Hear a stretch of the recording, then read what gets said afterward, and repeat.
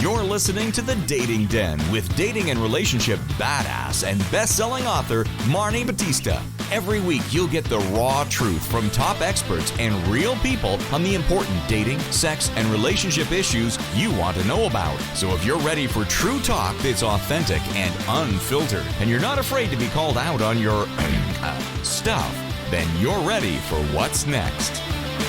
Dating Den with Chris Gillis, Bachelorette recap. Should I stay or should I go? Ladies, welcome to the Dating Den. I'm giggling because this is take two. My man panelist, Chris, and I recorded a fucking awesome episode 5 hours ago, but yet technology glitch. We'll leave that one to your imagination. We are here to talk about our friend Katie Thirsty Thurston. And that's not a judgment because she's sex positive, who surprised us this week by giving the rose to the virgin. You know, my favorite part of that sex lover game they played, they did a game, it was like, who's the best lover? My favorite part, you hated all of it? Yeah, I was so uncomfortable. Oh, I loved it. You guys love putting us in like fucking the most. No, but here's what I loved. Here's what I loved. Okay. The guys who went up there, my favorite two guys. Number one, the guy was like, "Hey, honey, can I take out the trash? Hey, honey, can I unload the dishwasher? Hey, I mean, to me, I'm like that. I'm like, oh, that totally turns me on. Like, take care of me, acts of service, love it. And then also the guy that was giving the foot rub. Because for me, rub my feet, I like go to a different planet and I will definitely get in the mood after that. No kidding. You don't just like fall asleep and start. I'm like so relaxed and I don't care about anything and it feels so good. And then I just want more. Do you have a foot fetish? No, definitely not. In fact, I dated a guy with a foot fetish. Yeah. And so I didn't date him. I like went on some dates with him. This was back when I was like I was dating with dignity. I just wasn't looking for a relationship.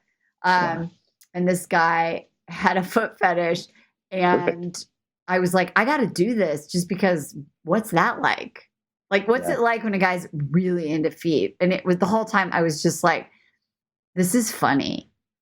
Like he was really into my feet. It was so weird. But then you also said you love receiving the adoration, or was there something different? No.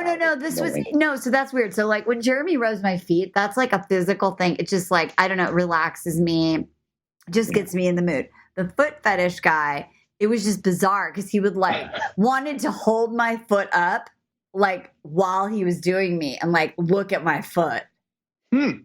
That is interesting. Like some guys like, oh, look at her boobs. They're beautiful. They're jiggling around. That gets me off, right? Well, this is such an explicit episode.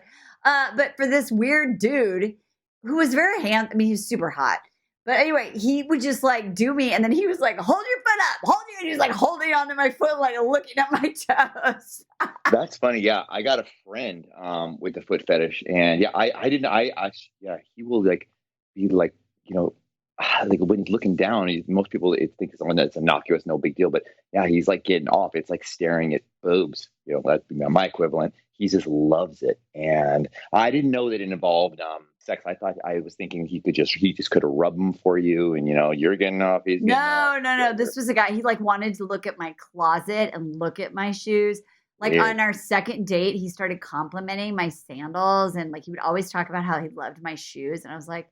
At first, I was like, "Oh, that's nice," and then, like the third time, I was like, "Why does this guy keep looking at me?" And then did he sniff them? Did he sniff your feet or your shoes? Not sniff my feet, but when he came over, like then we had a date, like where he came over, and I like ordered food or cooked food or whatever, and he was like, "Can I see your shoes?" I was like, "What the fuck?" Oh, it was so funny. And I was like, you know what? I'm in it. I'm in it to win it. I want to have some experiences. Let's do it with foot fetish guy. So that's what I learned. And I have no idea. Oh, so yeah, back to the Bachelorette. Back to the Bachelorette. I loved the different ways that the men thought they could be a great lover. Like one guy was funny, he used humor. One guy played the guitar and was like more romantic and like used musician stuff. Like, I think that as women, like we all get in the mood in different ways. And it was just really interesting that the men that were playing the game really had a different approach based on who they are and how they understand women, which means that everybody is trainable. So, yeah. So, I mean, and you had asked, like, we never got to this one in our warm-up episode that no one will ever hear. But we talked about bad kissers, like, are they automatically out? Can you teach someone to kiss? And so, I mean, I don't know, but I know that you can definitely teach someone what turns you on. Yeah. Do you think you can teach someone to kiss? I was thinking about that when I was looking at that question, because guys, everyone who hasn't seen the episode, take a look. If you can, I dare you, I compel you, challenge you to see if you can keep your eyes open, because every single one of us, we watch it together. We were all cringing and waiting for it to stop and waiting for some person to say, hey, they're done. It's over. The kissing was so just aggressive with her. It was just kind of. But all the kissing was gross. So maybe it's her. Yeah. I don't want to watch her kiss anybody. Maybe they're all like kissing like the area between like her chin and her lower lip, and like they're missing and bite. It's like fish just going bananas over a bunch of pellets. Speaking of, it's like when have you ever been to those? Speaking of those foot spa things where you put your feet in there. I've never done it, but I've heard of it. And they're going bananas, trying to fucking eat the old skin off your feet. That's what it looks like. It's like they're going like trying to eat each other's face, and it's so bad. It's so bad. Maybe, all of them are consistently doing it. Katie. I don't know. I think Greg is so weird for me to say that. I think Greg's a good kisser. I think he's the one, the hard one. He like made me cringe. I could my hands are closed, but they were slightly peeking through. And I was like, all right, just finish it up with it. But the other ones are just, ugh. But I don't know. What about Cat Guy? Cat Guy's horrible. Absolutely horrible. Abysmal. Terrible. I'll have to watch. I don't know. I just feel like it's so intimate to watch somebody kiss. I'd rather watch people bang than kiss. Really? Marni, this is such interesting. I don't know why. I just feel like it's so intimate. It's like so up close and like, I don't know. But here's what we can celebrate. Their eyes have all been closed. It's true. Yes. Their eyes all been closed. And maybe she just doesn't give a shit. And maybe, she's just going at it and that's her thing. But I think we mentioned last time, it was worth noting that Tayshia said that Colton wasn't a good kisser, but there's no way that all these guys are homosexual. That's for sure. No, I think, and if they are, that's fine. That would be some really interesting casting. What is your take that these guys are just these are like a nerdier group of dudes? Then I don't feel like they're the studs with the Tyler Camerons and even the Jed and the douchebag. What's his name? Guy we couldn't stand. Hardcore. Luke P. Remember, I feel like she's kind of got definitely the B or the C list team of dudes, but they may be way nicer. But maybe you not maybe get there are. Kissers. I mean, maybe they're casting this during COVID too.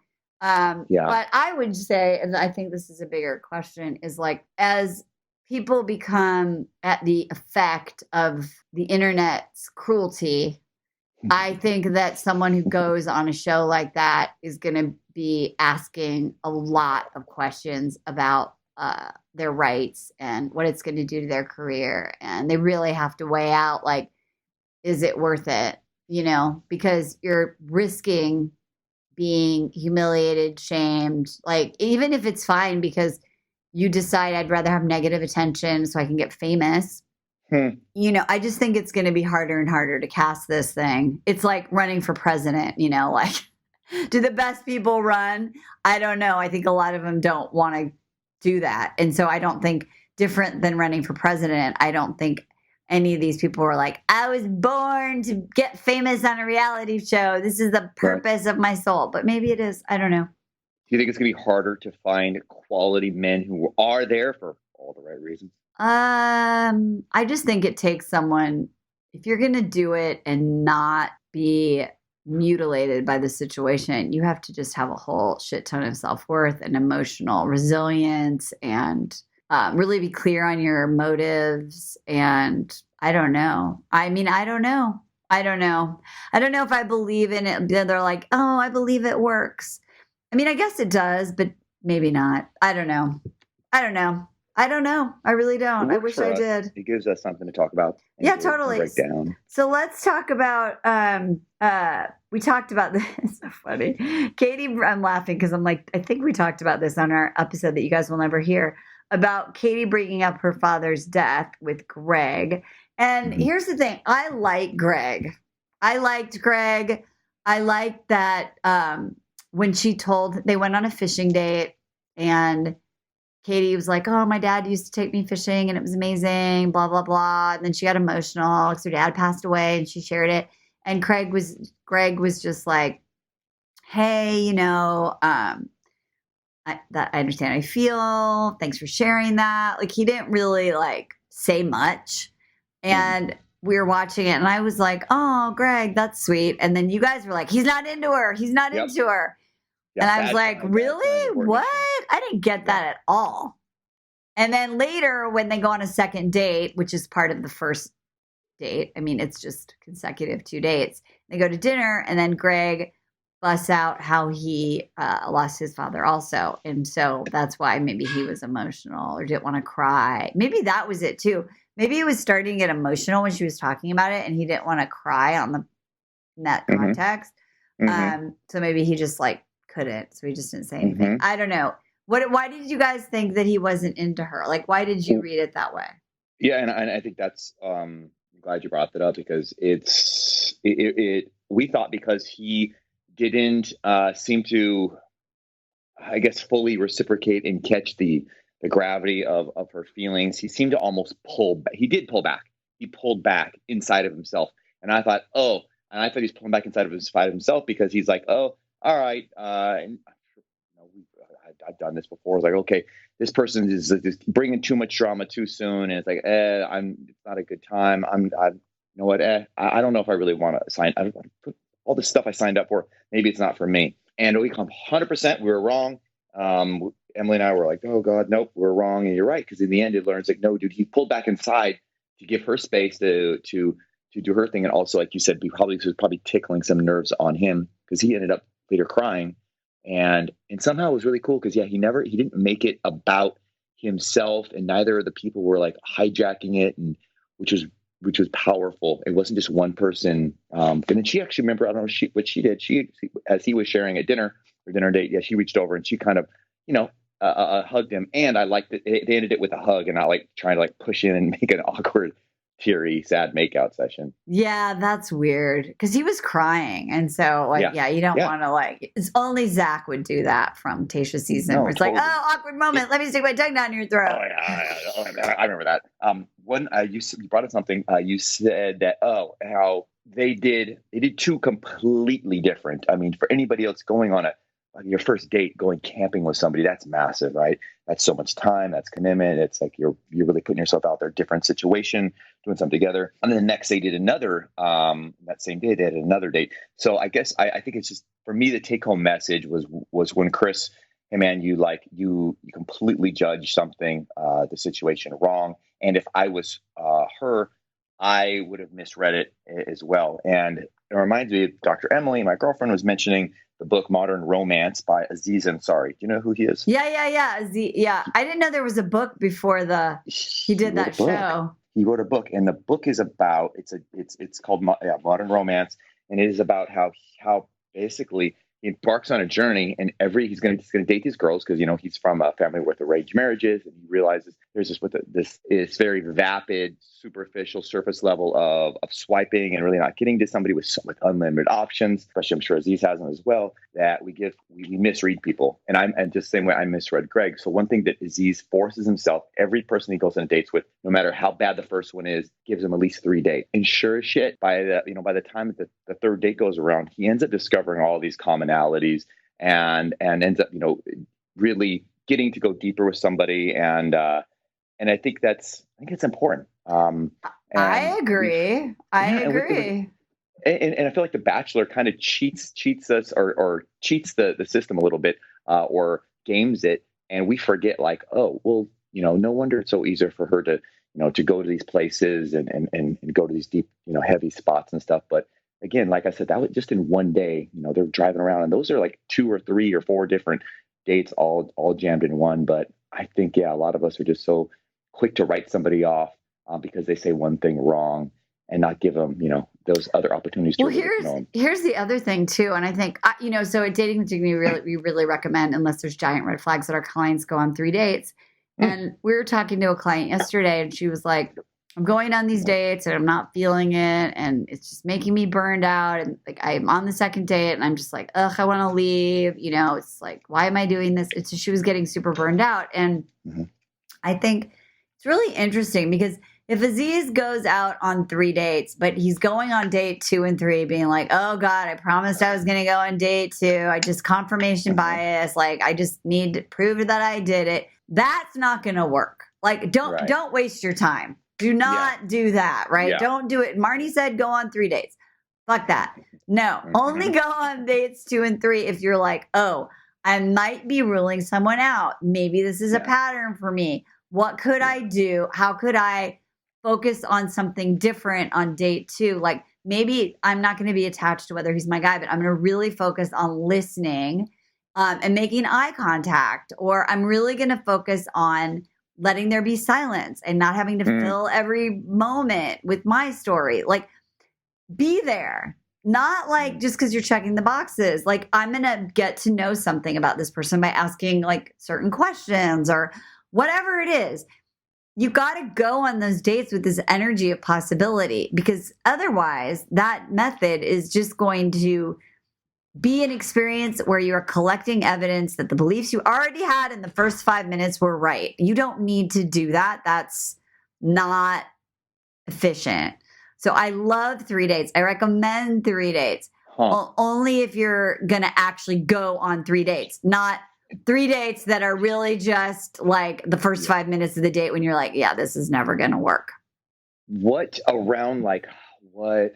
percentage ish, or how many out of how many, if one of your clients is like, nope, he's definitely not worth a second date. Nope, definitely not worth a second date. And does the person have to stack up? Would they, before you say, hold on, maybe we should take a hard look. Maybe you're not ready for a second date, versus you're just noping people and like really hammering down and looking for those, making red flags out of pink or mauve or orange. Yeah, flags. I would say 2 out of 3 average. Like, I can think, just when you asked the question, I thought about a handful at least of clients, probably more if I sit and think about it, who on the second or third date were going to bail. And then they implemented some of the things that we're talking about. And actually, I just keep thinking of them. I have a client who's been married now for like probably 4 or 5 years. They have a daughter. She was a doctor. And she went on a couple of dates with this guy. And she was just like, there's no chemistry. Like, he's good on paper and he's like nice and he treats me really well. But I'm just like, eh. And I was like, well, what are you doing to create connection? She was like, oh, shit. And so we talked about what it looks like to really be vulnerable and create connection. And I can think of so many of these examples of someone was like, hey, she was like, I like you. I like spending time with you. We have a lot in common. And we've gone on a couple dates. And I'm feeling, if I'm really honest, like I'm feeling a little sad. And he was like, what? And she was like, well, I just feel like there's like a guard up or something. Maybe it's me, maybe it's you, but like there's so much potential. And I'm sad because I'm afraid that it's going to get in the way of us maybe even having a real connection. But I feel like a disconnection or a wall. She was like, and maybe it's me. And he was like, oh my God, I've been so nervous. I haven't been myself. And I just like you. And thank you for saying that. And okay, she's married to that guy. No kidding. Yeah. I have another client who had the same thing, and they went on like 2 or 3 dates and they were going really well. And then she was like, it's like, he's pulling back. He's being a little weird. Same thing. I coached her around a really good conversation. And what happened was they'd gone on, I think 2 dates, maybe 3, but he was really awkward on the third or second date. the first one went really well. And she was about ready to bail. But what happened was she was like, same version of the conversation in context. And the guy was like, I feel so uncomfortable. I like you. He's like, I didn't want to tell you this, but my dad is older and my mom just got diagnosed with ABC and my lease was up. And I just feel like the right thing to do is I move back home. I'm like 38 or 9 and it's embarrassing and I was liking you and I was afraid that like if it went further, I would have to tell you that I live with my parents and that's so humiliating and that you would just ditch me. So I was like, I was just thinking we probably wouldn't see each other again. They're married. They have a kid. Yeah. So it's just like, that's what I'm saying. Like if you have to, it's not black and white. We're humans. We're not, I just read an AI book, like a science fiction-y book about robots and people. And can you get artificial intelligence to actually mimic the human heart? And all these sorts of questions came up in this book. And I was just like, we're humans. There's a human element. And it's all up to interpretation. And even though we're watching a TV show, 2 out of 7 people can say, he's not into her. And 2 would say, I'm not sure. And the other 2 would be like, no, I think he really is. Like, I saw this. Like, you only see what you see. Yeah. That's, That, and and that's why I brought that up, because it disturbed me that I thought, I usually pride myself on being able to read a room. And like, geez Louise, like, I'm not, I don't have any of, it's not even my story, but I'm just watching it and I guessed wrong. I'm like, shit, I'm supposed to be good at this. So 100%. Yeah. No, there's definitely many reasons to give the person a second chance or to ask them more questions and not just rule people out. But it's just with COVID. And I was telling Marni I was telling you earlier how, Emily and I were doing the John Gottman thing. Oh yeah, we love that. Yeah, and we're on the part where you got to like name a thing, a trait about your partner that kind of that bugs you at first, but now you appreciate it. And mine that it kind of drives her crazy is that I have so many friends and I like talk to everybody. And then now she digs it. She knows you and everything. But one of the good things, luckily, you have a very eclectic and open people, and you're always open to meeting new people. And luckily, you let me bring a lot of new people into our lives. So the other day, last week morning, I brought my friend over. Remember, Zach? We watched Bachelor over at your place. Yeah. On the way, we were hanging out last night, and he was saying something that pertains to this. He was saying, because he's also kind of holds back. He's a holdback person. He asked Emily and I, mostly Emily, if he doesn't have that vulnerability. He's a very unvulnerable person. He's dating another girl who's also not vulnerable, but he likes her. And he's wondering, is it okay to reach out to her? Because it's been like 3 days or 2 days now. It had been 2 days since they had the date, hadn't heard back from her. That's why he missed Bachelor watching with us. Is it okay for a guy to, how would it be received, to message a girl and basically ask, and how would you say it? Hey, are you into me? Did you like me? Do you just... Well, I think it's like, hey, Jane, I had a really great time. I feel like there's possibility for connection. I also so want to respect where you're at in your dating journey. And I want to let you know that if you feel like we're a match, I'd love to go out again. And if we're not, like, I don't take it personally. I just want to be respectful and see where you're at. Great. God, you're so good at that. And whereas guy, like, it just flows from you. But as a person, I'd be like so nervous and be so hard for me to have to be that vulnerable. Yeah, no, but it's great because then the woman, because I've also had, oh my God, I have another client who's been dating a guy for like 4 years, Naomi, and she tells this story all the time on like after their 3rd date, same thing. They had a version of this conversation that you're talking about with your friend. And this guy, what's his name? Ken he was like, I could not figure out if you were into me. And I'm so glad that you reached out because I'm kind of nerdy nervous and I think you're amazing and you're so beautiful and so smart. I was just afraid that you weren't into me and I wasn't going to reach out. I'm so happy you reached out. And now they've been dating for like 4 years and they're getting married and all this kind of stuff. So you gotta, And that's what's just crazy is we make up all these stories, right? Like, I'm not if they didn't write me back, but then on the other hand, if a guy's not into you, then you'll like text him 477 times. And that's not cool either, right? It's about authenticity, courage, communication, playfulness, respect, like all those things. And, oh gosh, I'm going to tell you this just because I think it's so epic. I didn't even say this last time. So one of our friends, Craig, is single, and he was like he sent me a screenshot. If this is you, whoever you are, and you randomly listen to this show, please call me. And she was like, because this is her on her Bumble. I work full time as a blah blah, like professionals. This is on her Bumble. I'm only available weekdays. No, I'm only available weekends. My days during the week start at 6:30 a.m. end at 11. I will meet you for the first time in a public place, daytime only, 4 p.m. Saturday or Sunday. No broke guys, please. We will go to the park. You are not coming to my place straight after. Must hate cops. Marni, this is the same. Holy shit! It's the same. So on that car ride where Zach asked me this, he also handed us his dating app, his Bumble, I think it was, and had us read it. It was same exact sentiments from another girl saying the same Heisman, stay away from me sort of bullshit. He's like, I see this nonstop. That's so funny that you brought that up. I'm like, oh my God, it's gotten worse. And when I was in the dating game, I would get it. Sometimes I would occasionally, but now Zach says you just see the girl. He sees that every single day. He runs into that same. I don't know what you call it. So incredibly defensive. It's like so guarded and angry and like just it's like a sign. This is a DMV parking lot. We're only open on thing. If you did not bring your ID, do not walk in for your appointment. Do not give us any excuses. Your dog ate it. We will not blah, blah, blah.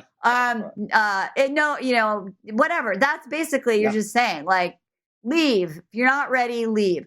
And so what I'm saying all that in contrast of like why I say to the ladies that we work with, like, if you can date with dignity, if you can follow this plan, if you can do the things that we talk about on this show, you are going to be in the top 1% of the dating pool.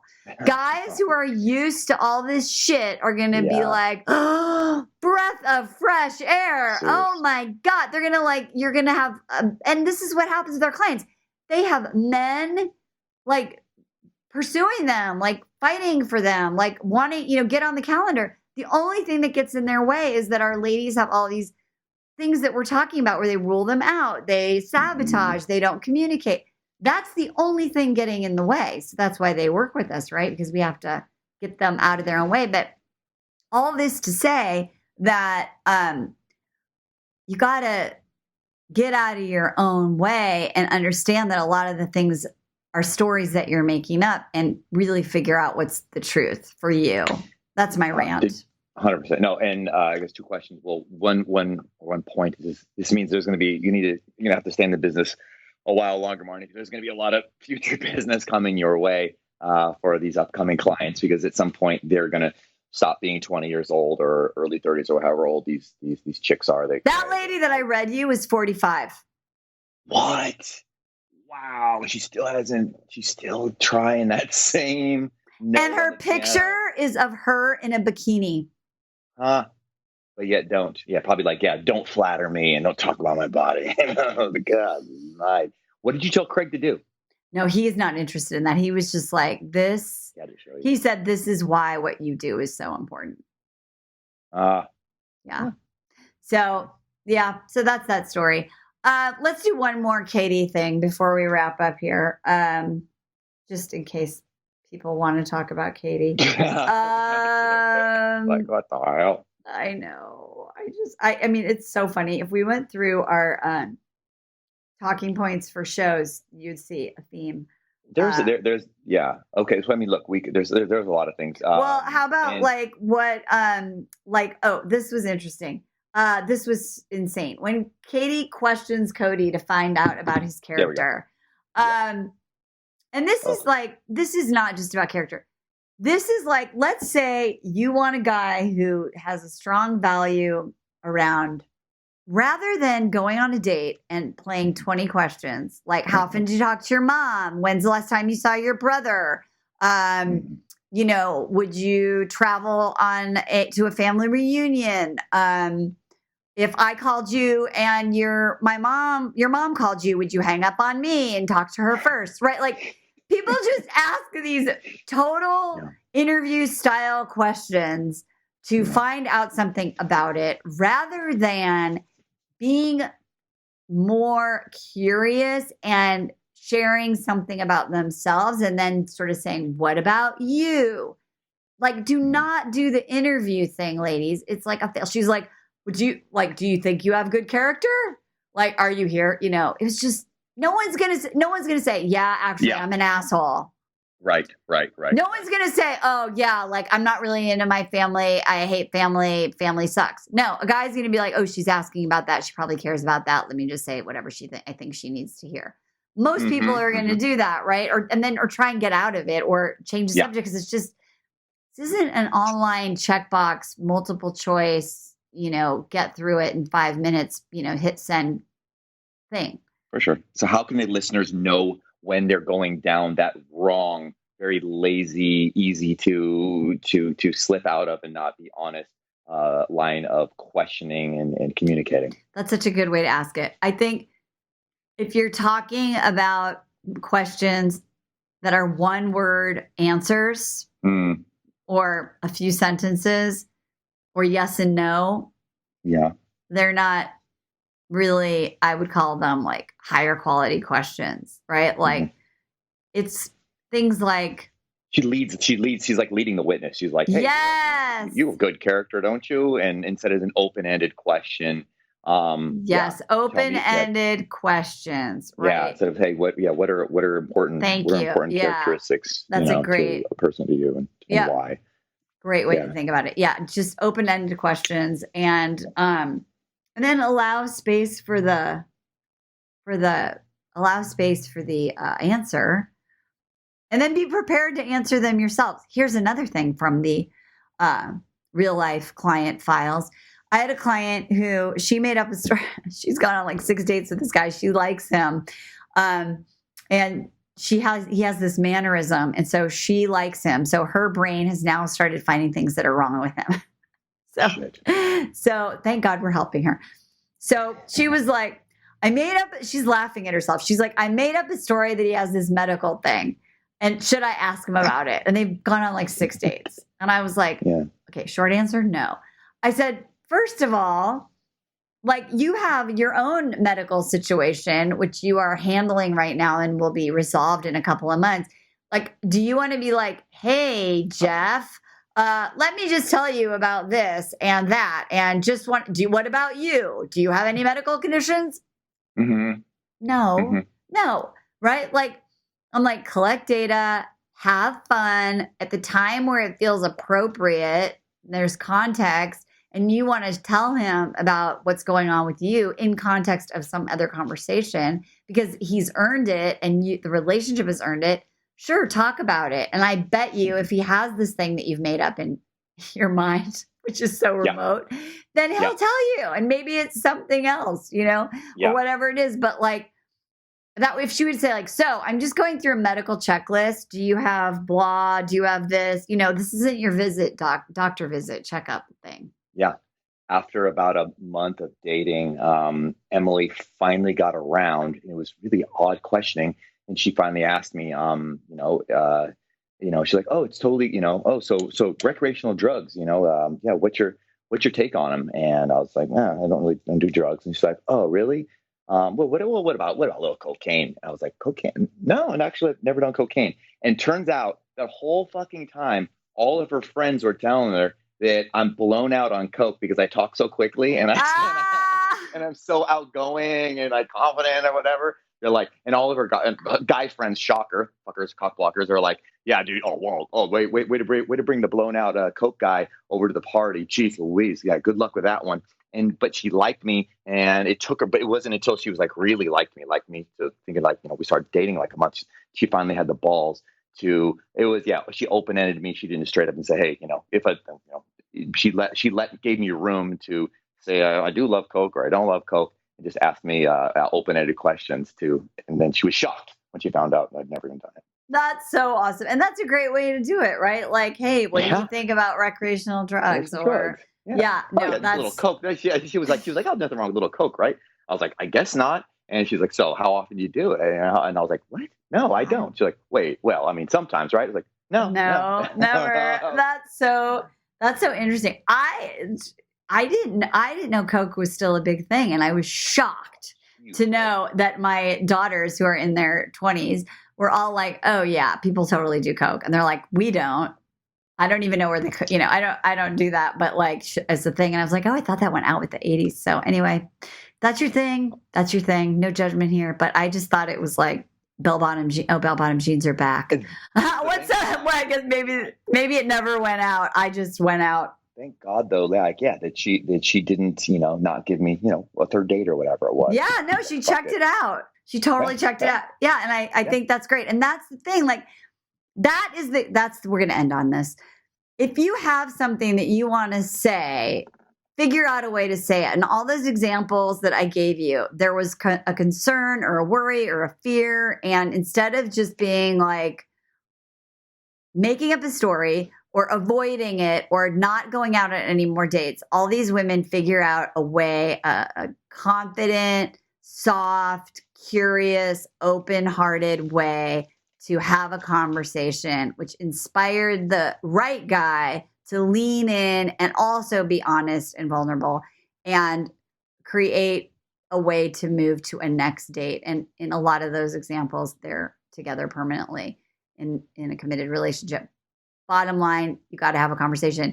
Last, I think I just thought of another client who there was a guy she met on Tinder, and they went on like 2 dates and then he ghosted her and she was dating, whatever. And then he came back and her instinct was to be like, fuck no, this guy ghosted me. I'm not even answering him. And I was like, well, let's figure that out. And she addressed it.